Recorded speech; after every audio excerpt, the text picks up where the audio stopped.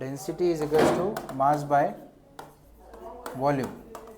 देखो मैं ऑलरेडी इसके बारे में बता चुका हूँ, जितना ज़्यादा डेंसर या डेंस चीज़ें होगी, जैसे कि हनी और वाटर, दोनों में से डेंस कौन सा होता है, हनी या वाटर? हनी। इसका मतलब हनी की डेंसिटी ज़्यादा है, ठीक है। हनी की डेंसिटी ज़्यादा है बिकॉज हनी का जो मास होगा एक पर्टिकुलर स्पेस में या एरिया में, वो ज़्यादा रहेगा एज़ कम्पेयर टू वाटर, ठीक है।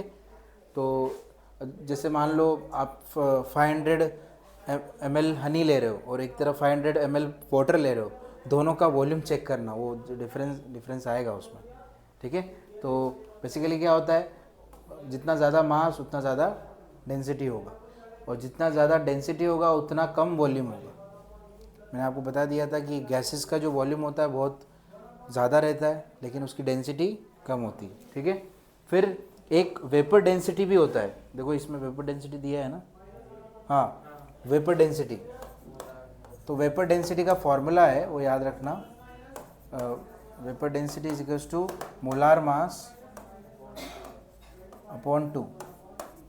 जैसे एक एग्जांपल बताता हूँ, मान लो CO2 है, CO2 का वेपर डेंसिटी हमें फाइंड आउट करने के लिए बोला। तो वेपर डेंसिटी, अब आप सोचोगे कि वेपर डेंसिटी अभी क्या है, डेंसिटी तो हमने सुना था, वेपर डेंसिटी क्या है? तो जो गैसेस होती है उसका हमें वेपर डेंसिटी के अकॉर्डिंग ही चेक करना पड़ता है। जैसे मान लो अभी एक एग्जांपल बताता हूँ, अब आपको मैं अगर पूछूं कि कौन सी गैस ऊपर फ्लो कर रही है और कौन सी नीचे, तो कैसे पता लगाओगे? अभी मैं ऑन द स्पॉट आपसे क्वेश्चन करूं कि कौन सी गैस बताओ ज़रा, कौन सी गैस ऊपर फ्लो कर रही है, कौन सी नीचे, उसके नीचे कौन सी गैस है, ऐसे बता पाओगे? हाँ, बता सकते हो? नाइट्रोजन ऊपर है, फिर CO2 इधर है, और हाइड्रोजन इधर है, ऑक्सीजन इधर है, ऐसा बता सकते हो? तो वो पता करने के लिए ये फॉर्मूला है। अभी जैसे मान लो जो वेपर डेंसिटी है किसकी, ऑक्सीजन की वेपर डेंसिटी कितनी होती है? 28 पॉइंट समथिंग, 28 पॉइंट, नहीं 28 नहीं, सॉरी, 14.4 समथिंग होती है, 14.4 ये वैल्यू है उसका, इसका ऑक्सीजन का, वो बुक के हिसाब से वैल्यू है, बट आना तो 16 चाहिए, बट ये वैल्यू बुक में लिखा हुआ है। तो अगर मान लो, एक एग्जांपल बताता हूँ, एक तरफ मैंने लिया अमोनिया गैस, एक तरफ क्या लिया, अमोनिया गैस, और एक तरफ लिया मैंने CO2 गैस, ठीक है। और एक कंटेनर है हमारे पास, जैसे कि ये ले लेते हैं, कंटेनर किधर गया, ये इधर ही था ना, हाँ, ये एक कंटेनर है,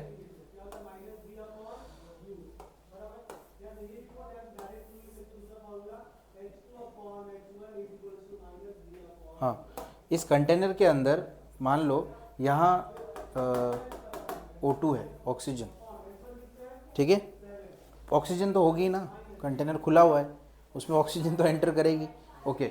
अभी मान लो कि ये गैस इसके अंदर ऐड की है और ये गैस भी इसके अंदर ऐड की है, अलग अलग टाइम पे, एक टाइम पे नहीं, अलग अलग टाइम पे। पहले इसको ऐड किया और फिर चेक किया कि वो नीचे जाएगा कि ऊपर जाएगा। तो आप में से कोई बता सकते हैं कि कौन सा नीचे जाएगा, कौन सा ऊपर आएगा? अभी जैसे CO2 ऐड किया ऑक्सीजन में, तो कौन सी गैस, मतलब अपवर्ड डिस्प्लेसमेंट होगा ऑक्सीजन का या डाउनवर्ड डिस्प्लेसमेंट होगा? डिस्प्लेसमेंट तो समझते हो, ऊपर मूव करेगा या नीचे जाएगा? उसके लिए क्या करेंगे? उसके लिए CO2 का मास कितना है? CO2 ऊपर जाएगा नीचे जाएगा? नीचे जाएगा, सही। सो इसको हम लिखते हैं upward displacement of air and downward displacement of CO2, ठीक है। सो बेसिकली CO2 का मास कितना है? 44 ग्राम डिवाइडेड बाय 2 कितना आएगा? 22 ग्राम। अब ये 22 14.4 से तो ज़्यादा ही है, तो जिसका मास ज़्यादा वो नीचे सेटल होगा। इसका मतलब ये CO2 जो है वो बॉटम में सेटल हो जाएगा एंड ऑक्सीजन अपवर्ड डिस्प्लेसमेंट करेगा। So there is a upward displacement of air, oxygen को एयर ही बोलते हैं, ठीक है। अब इसकी बात करें तो अमोनिया 14 + 3 इंटू हाइड्रोजन मतलब 1, 17 डिवाइडेड बाय 2, क्योंकि मोलार मास तो 17 है, कितना आएगा 8.5 ग्राम। 8.5 ग्राम उससे क्या है, कम है, तो कहाँ जाएगा? ओके, मतलब अगर इसी कंटेनर में हम अमोनिया डालें तो अमोनिया कहाँ जाएगा? NH3 ऊपर की तरफ। ठीक है, तो ऐसा पता लगाया जा सकता है कि अमोनिया गैस ऊपर फ्लो करेगी या नीचे, ऐसा हम इससे पता लगा सकते हैं वेपर डेंसिटी से। तो वेपर की भी एक स्पेसिफिक डेंसिटी होती है जो कि हम उसके मास से निकाल सकते हैं। क्लियर है? ओके, नेक्स्ट है डिफ्यूजन।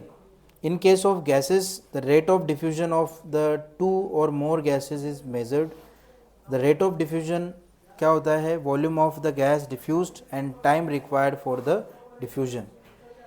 तो कितनी गैसेस डिफ्यूज़ हो रही है आपस में, डिफ्यूजन मतलब आपस में कितनी गैसेस मिक्स हो रही है या कोलिजन हो रहा है गैसेस का। अभी यहाँ पे सिर्फ एक ही टाइप की गैसेस है क्या? अभी हमको तो कुछ दिखाई दे नहीं रहा है, लेकिन यहाँ पे वो मतलब CO2 भी है, यहाँ पे ऑक्सीजन भी है, हो सकता है यहाँ पर बाकी सल्फर डाइऑक्साइड वगैरह वो भी हो, है ना, बाकी गैसेस भी तो हो सकती है। तो इसका मतलब ये है यहाँ पे SO2 होगा, NO2 भी होगा यहाँ पे, क्योंकि यहाँ आसपास MIDC है तो होगा, और इसमें अमोनिया भी हो सकता है। ठीक है, तो ये सारे गैसेस हमारे आसपास है। अगर यहाँ गटर आसपास है तो अमोनिया भी पूरे इसमें फ्लो कर रहा होगा। आया समझ में? इसका मतलब ये है कि गैसेस सारे हैं, इसका मतलब ये सारे ही जो गैसेस है एक दूसरे में डिफ्यूज़ हो रहे होंगे, कोलिजन हो रहा होगा उनका। ठीक है, तो हम रेट ऑफ डिफ्यूजन कैसे निकाल सकते हैं? Volume of the gases diffused, कितने गैस डिफ्यूज़ हो रहे हैं और कितना टाइम रिक्वायर है, तो डिवाइड करेंगे तो आंसर आ जाएगा। ठीक है, अब चलो ये तो हो गया। अब इसकी SI यूनिट अगर बात करें, बस बाकी के SI यूनिट भी देखे नहीं ना, सॉरी SI यूनिट नहीं देखा किसी का। इससे पहले क्या था? प्रेशर। प्रेशर का SI यूनिट बता सकते हो? फोर्स का क्या होता है? न्यूटन, और इसका न्यूटन मीटर स्क्वायर, तो ये न्यूटन मीटर स्क्वायर इनवर्स ये हो जाएगा, या फिर इसको पास्कल भी बोल सकते हैं, पास्कल। ठीक है, क्या बोल सकते हैं? प्रेशर का पास्कल भी हो सकता है, न्यूटन मीटर स्क्वायर इनवर्स ये SI यूनिट है उसका, ये वाला। ठीक है, फिर क्या बचा? ये तो केल्विन और फ़ारेनहाइट ये तो हो गई। उसके अलावा इसका डेंसिटी का क्या होगा? मास का क्या होता है? kg, और ये वॉल्यूम फिर मीटर क्यूब, तो ये हो जाएगा kg पर मीटर क्यूब ले सकते हैं, या फिर अगर उसको kg नहीं ले रहे हो, ग्राम में ले रहे हो, तो इसको सेंटीमीटर क्यूब में लेंगे, तो ये हो जाएगा ग्राम पर सेंटीमीटर क्यूब। ठीक है, फिर उसके अलावा नेक्स्ट क्या है? हाँ, डिफ्यूजन का। तो डिफ्यूजन का क्या होगा? अभी आपको पता है कि वॉल्यूम लिया है, फॉर्मूले में क्या लिया है? वॉल्यूम अपॉन टाइम ले रहा हूँ मैं, सिंपल शॉर्टकट में। तो वॉल्यूम का क्या होगा?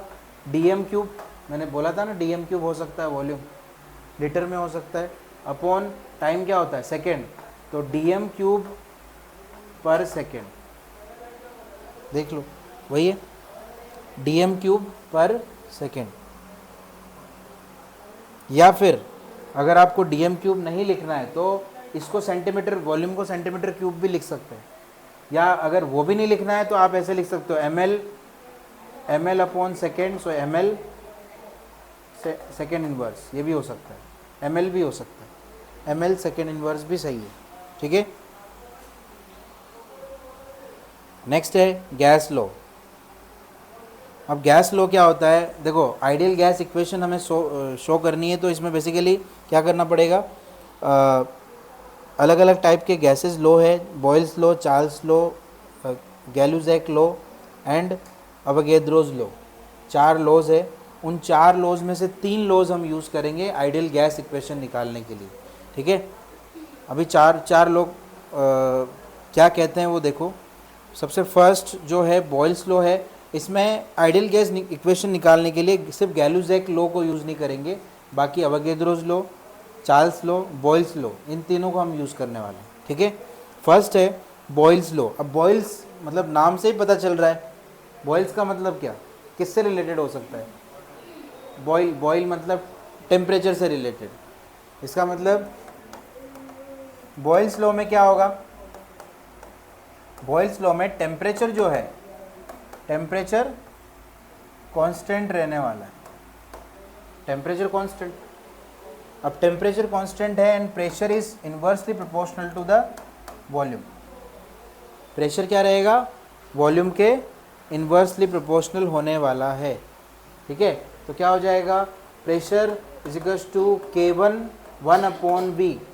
तो अभी PV is equals to K1 ये लिख सकते हैं। अगर आपको इसका न्यूमेरिकल सॉल्व करना होगा तो ये हो जाएगा P1 V1, अगर कंपोनेंट लगाएंगे तो P2 V2 हो जाएगा। P1 V1 is equals to P2 V2। ये फॉर्मूला है जो कि इससे फाइंड आउट कर सकते हैं। याद रखना, इसका डेफिनेशन आया, the temperature is constant, the Boyle's law state that the temperature is constant and pressure is inversely proportional to the volume, ठीक है। देन उसके बाद इतना लिख देना, हो गया, ठीक है। तो अगर एग्ज़ाम में न्यूमेरिकल आया, इस पे आएगा, ये न्यूमेरिकल का ये है, इस पे न्यूमेरिकल आते हैं, ठीक है। ग्राफ, अब इसमें ग्राफ दिए गए हैं। अभी आप सोच रहे होंगे कि ये P1 V1 P2 V2 है क्या।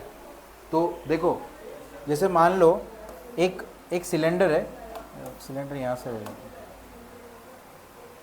सिलेंडर शेप दिख रहा है यहाँ,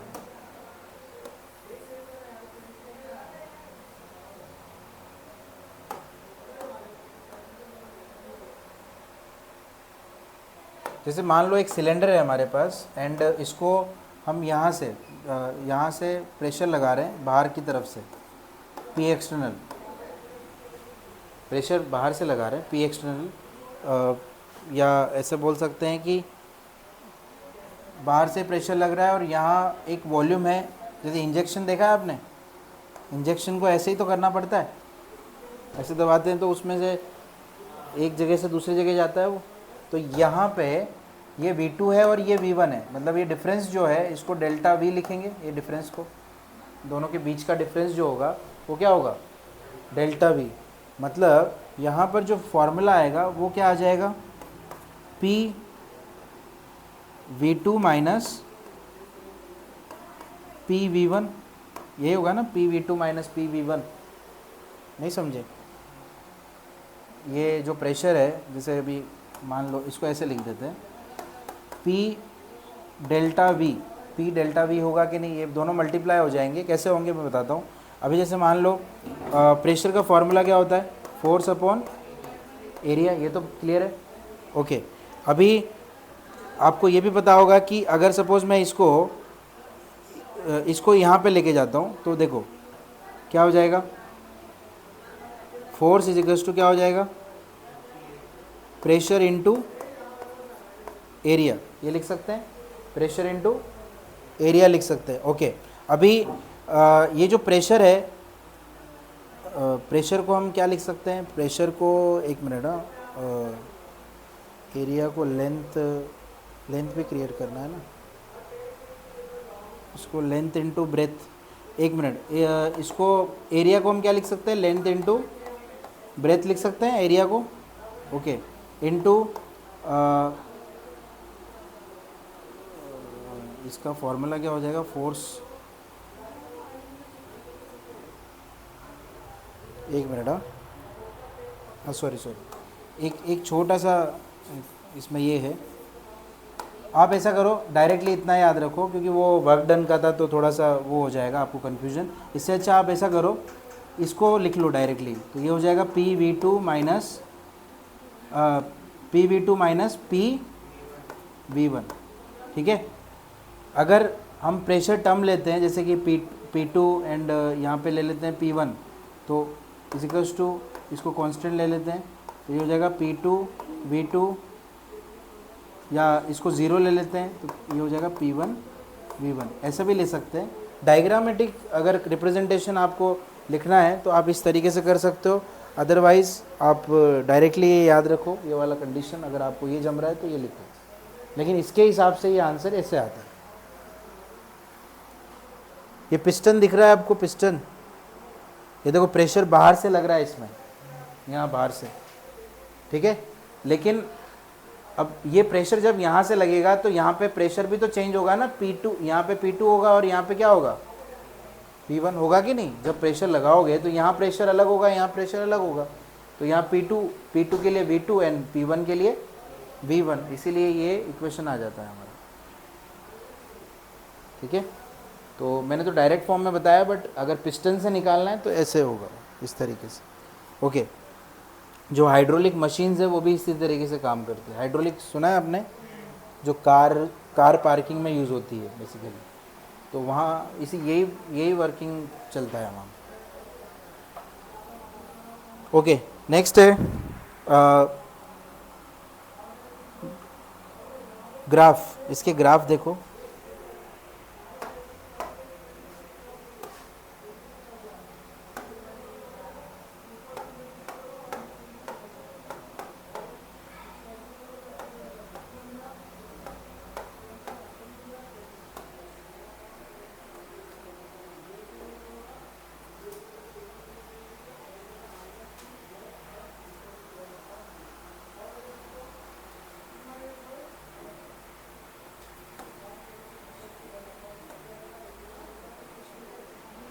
एक मिनट,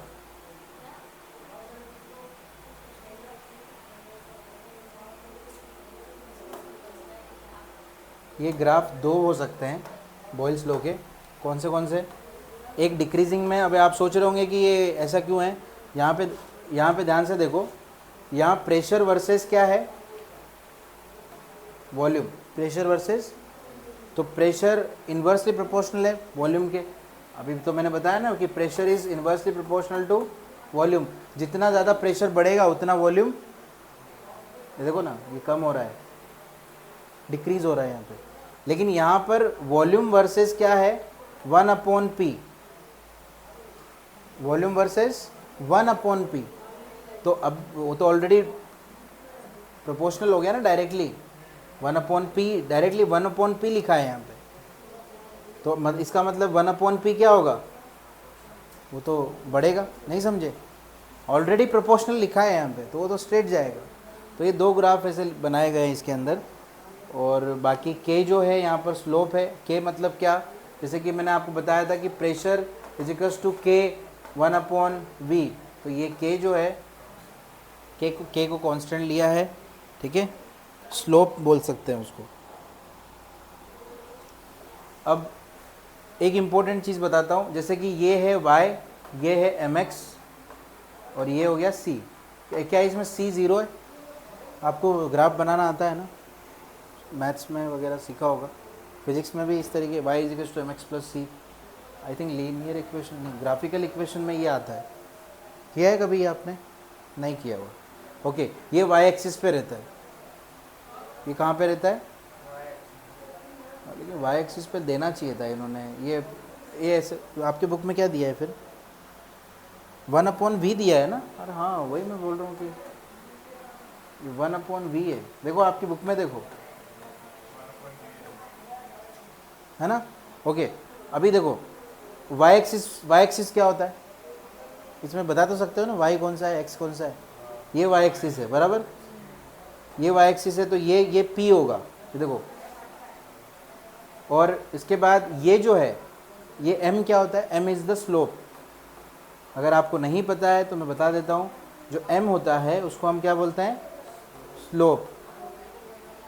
x क्या है, x एक्सिस, तो x पे क्या है, देखो ये x हो गया ना, ये सामने वाला, ये k तो स्लोप हो गया, बराबर, इसके नीचे आ रहा है जस्ट। ये क्या हो गया, ये k स्लोप हो गया, ये x क्या हो गया, 1/V हो गया, और c जो है वो 0 हो गया। अगर c 0 पे है, इसका मतलब ओरिजिन से शुरू हो रहा है। समझ में आ रहा है, c क्या है, अगर c 0 होगा, इसका मतलब जो ग्राफ है वो कहाँ से शुरू हो रहा है, ओरिजिन से। ओरिजिन मतलब ये 0, यहाँ से। आया समझ में। अगर c 0 नहीं है, इसका मतलब वो ग्राफ है ना, वो ऐसे शुरू होगा, देखो ऐसे, और ये बीच में गैप होगा, फिर वो 0 से स्टार्ट नहीं होगा, वो कुछ वैल्यू रहेगी।